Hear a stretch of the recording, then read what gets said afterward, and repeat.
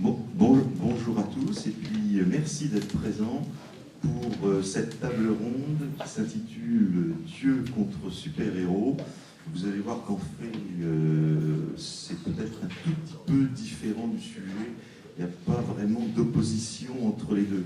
Et donc pour en discuter, nous avons le plaisir d'accueillir, alors je vais aller dans l'ordre, donc Serge Lehmann, auteur de science-fiction et théoricien du domaine, et qui est ici en tant que co-auteur avec Fabrice Collin du scénario de La Brigade Chimérique, une bande dessinée en 6 volumes qui a eu le Grand Prix de l'imaginaire, un travail absolument remarquable et qui met en scène un certain nombre de super-héros qu'on n'avait pas l'habitude de voir pour la plupart d'entre eux jusqu'à maintenant, mais on va revenir dessus ensuite. Christophe Lambert, à côté de moi, qui, dans son roman Vegas Mytho, au Fleuve Noir, où j'ai pas précisé que La Brigade Chimérique, c'est à la Talente. Vegas Mytho, c'est au Fleuve Noir. Christophe Lambert, c'est dedans attaqué. Alors là, elle nous présente sa vision très particulière des dieux de l'Olympe. Marco Mancassola a écrit La vie sexuelle des super-héros chez Gallimard et qui met en scène là un certain nombre de super-héros que tout le monde connaît, les super-héros de Marvel et de DC Comics qui ont ravi notre enfance. Et enfin, en bout, Jean-Pierre Dionnet. Bon, si je devais essayer de résumer toute sa carrière pour le présenter, on y serait encore cet après-midi, parce que c'est un homme aux talents multiples, que ce soit dans la BD, la littérature, la musique, etc. Tout le monde connaît Métal Hurlant, où c'était les enfants du rock, etc. Mais il est ici pour parler avec nous de sa nouvelle bande dessinée dont il écrit le scénario, qui s'intitule Des dieux et des hommes. 2 volumes sont déjà parus, La fin du commencement et Entre chien et loup, où là, ce sont des dieux qui sont tout à fait particuliers. Et on va s'étendre.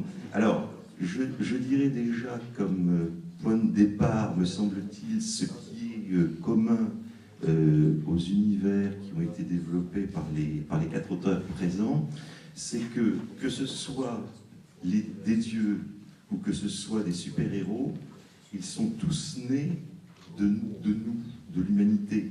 Les dieux sont nés de nos croyances, les super-héros sont nés le plus souvent de parents humains, et ensuite ils développent des pouvoirs où ils les acquièrent grâce à la technologie.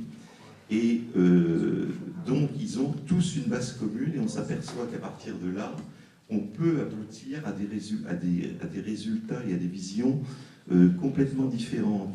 Ce que j'ai trouvé aussi fascinant en lisant les œuvres de nos auteurs ici, c'est qu'on constate qu'il y a une sorte, comment dirais-je, de chronologie qui s'établit et dans l'évolution des héros et des dieux. Et on va peut-être commencer avec Serge, parce que chronologiquement, la Brigade Chimérique se passe dans l'entre-deux-guerres, dans l'Europe de l'entre-deux-guerres, où là nous avons des super-héros qui sont pour la plupart humains. Alors, certains sont des super-héros qui ont des pouvoirs, je dirais, qui proviennent de la technologie pure. Ce sont les nous autres de l'Empire soviétique, qui sont en fait des humains à l'intérieur d'exosquelettes. Et donc là, on est dans le matérialisme le plus pur, quelque part, le plus dialectique. Il y a les super-héros, les méchants, il faut bien le dire, allemands, bien entendu, quoi d'autre, créé par le docteur Mabuse, et là aussi on a des héros, des super-héros quand même assez matérialistes quelque part. Et puis, Dieu merci, pour sauver tout cela, il y a les super-héros français, alors qui sont, eux, n'ayons pas peur de le dire, transcendants. Ils sont nés dans les tranchées, ils ont été transformés par les horreurs de la guerre, mais aussi par les gaz, le radium, etc. Et donc, ils interagissent entre eux dans ce monde, et je vais passer la parole à Serge, parce que je crois que là, c'est très intéressant de voir comment ces super-héros très humains qui sont ressuscités interviennent dans la vie de tous les jours. Le propos de cette bande dessinée, c'était de répondre à un étonnement d'adolescent que j'avais eu en découvrant les premières histoires de super-héros américains quand j'avais 12-13 ans, à partir de 1975, qui était cet étonnement: pourquoi est-ce qu'il n'y a pas de super-héros français? Et personne n'avait vraiment de réponse. C'était une sorte d'état de fait. Les super-héros, c'est une création américaine. Et donc j'ai fini par intérioriser cette lacune. Mais la question a continué de me hanter, en particulier parce que, à la suite de la réinvention du thème des super-héros par des génies créateurs comme Alan Moore ou Mike Mignola, disons dans les années 80-90, j'ai constaté avec une sorte de dépit d'auteur qu'il y avait là un champ créatif exceptionnel, qui nous était refusé puisque nous n'avions pas, a priori, les personnages pour raconter ce genre d'histoire. Il se trouve qu'en parallèle, je me suis beaucoup intéressé à la science-fiction française des origines, dont on ne connaît plus guère qu'aujourd'hui que Jules Verne et un peu Barjavel. Et j'ai découvert avec une vraie surprise que, entre la fin du 19e siècle et 1950, il y a eu énormément de récits de science-fiction français qui ont tous sombré dans l'oubli, à quelques exceptions près. Et que dans ces récits, et je pense que ça vaut pour beaucoup de pays européens, dans ces récits étaient mis en scène des personnages plus grands que nature. À l'époque, on ne disait pas super-héros, mais surhomme. Le thème du surhomme est une constante et même une obsession de la science-fiction d'avant-guerre. Et que ces personnages, dont l'archétype est peut-être le nyctalope de Jean de La Hire, créé en 1909, qui est un personnage qui a un cœur artificiel, qui voit la nuit, qui crée une organisation anticriminelle qui protège Paris et la France, qui voyage dans le temps, qui affronte des extraterrestres, et qui a connu un grand succès populaire, puisque ses aventures ont été prépubliées en feuilleton dans le journal Le Matin pendant près de 30 ans, ce qui n'est pas rien, et qui a aujourd'hui complètement disparu de l'imaginaire français. Ce personnage était un vrai super-héros primitif. Et puis il y en avait d'autres, il y avait des hommes bêtes, il y avait des extraterrestres, il y avait des hommes dont les capacités étaient multipliées justement par l'expérience de la guerre de 14, qui est restée à la fois un traumatisme et le signe d'une relation altérée à la science dans l'imaginaire européen.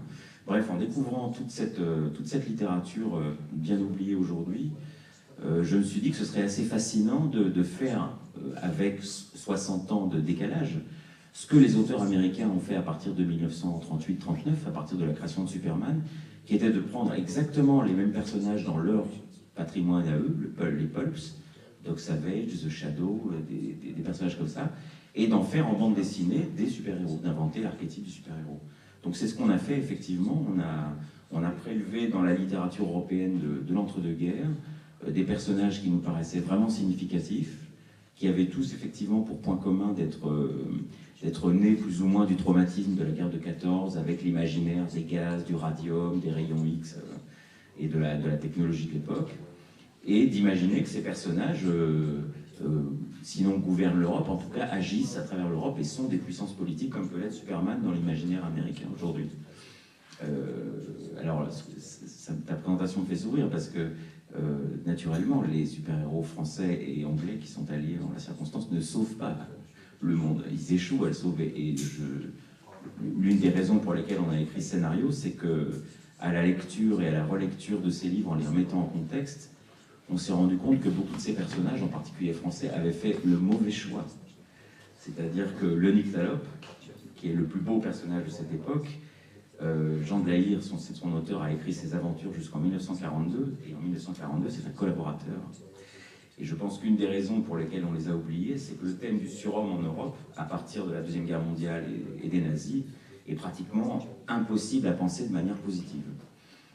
Alors qu'avant-guerre, il était traité de manière extrêmement positive. Dans la lignée de Nietzsche, c'était le but de l'humanité, c'était d'évoluer vers le surhomme avec toutes les ambiguïtés qui sont évidemment associé à ce thème, et puis la richesse philosophique du thème du surhomme, qui n'est pas du tout confiné aux super-héros. Les surhommes européens ont existé, et on pourrait dire qu'ils ont trahi les valeurs de la démocratie, les valeurs de la liberté qu'ils étaient censés représenter, et que le thème lui-même du surhomme a été complètement phagocyté, altéré et rendu impossible à penser de manière positive en Europe, parce que les nazis en ont fait leur emblème. Les nazis se voyaient comme la race des seigneurs, comme des surhommes. Donc à partir de la Deuxième Guerre mondiale, il y a eu, je crois, un très profond refoulement de ce thème en Europe, ce qui fait que les Américains ont été les seuls, et un peu les Anglais, ont été les seuls à pouvoir exprimer leur échelle de valeurs sous la forme d'une mythologie, puisque je crois que c'est ça l'enjeu du thème du surhomme, exprimer les valeurs sous une forme mythologique, avec la figure du super-héros. Donc nous, notre but était double. Il était de faire revivre un climat qui a disparu de l'histoire culturelle française et européenne, montrer que ces super-héros ont trahi, et que donc d'une certaine manière ils ont mérité leur purgatoire, mais dire aussi, et on a constaté aux réactions du public que cette intuition était juste, au fond, une société qui n'a pas de super-héros, c'est une société assez triste dans laquelle une partie de l'imaginaire ne s'exprime pas. Et donc on a fait ce scénario avec une ambition de type presque psychanalytique, c'est-à-dire en confrontant le traumatisme, c'est-à-dire la trahison de nos figures légendaires. On espère aussi, non pas les réhabiliter, mais réhabiliter l'espace dans lequel ils évoluaient, et montrer que cet espace, il n'est pas méprisable, ni condamné à la négativité, mais que si on fait face avec courage à ce qui y est arrivé, on peut à nouveau le laisser se déployer parmi nous, et je crois que ce serait une très bonne chose.